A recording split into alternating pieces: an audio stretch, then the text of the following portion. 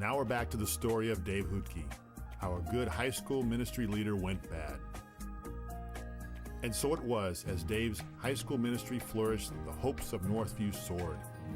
However, dark days were ahead. In February of 2006, Dave was asked to give the message at the big church when senior pastor Steve Poe was on a much-needed and well-deserved sabbatical. Tensions ran high in the Hootke household as he prepared a message geared towards adults instead of his usual high school students. Tensions were high at home. It's because I was preparing a message for adults when I'm used to preparing a message for high school students. I just said that. Anyhow, Dave's message on the parable of the mule and the ox turned out to be a flop.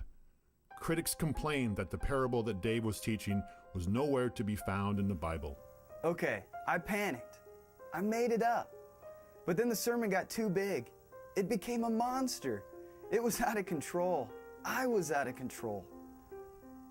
Further controversy arose when the pastoral staff discovered that Dave was lip-syncing the entire sermon. Being a voice for God and not an echo of the world. So what does that look like? Well, we need to check the volume in our life. How many here sleep to a noise? Now, I, ever since college, have listened to a box fan. I got started on a box fan to drown out the noise. Look, my sermons require a lot of choreography.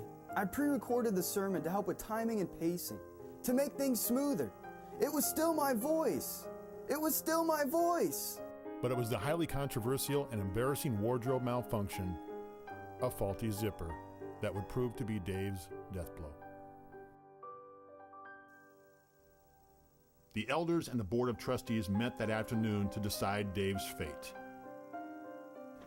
He would be banished from the Northview premises and stripped of his pastoral ordination. No!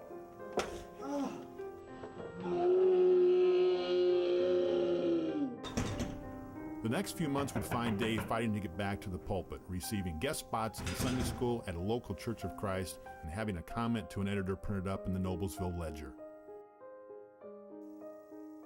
And then, it was as if he just disappeared off the face of the planet. Will we ever see Dave again?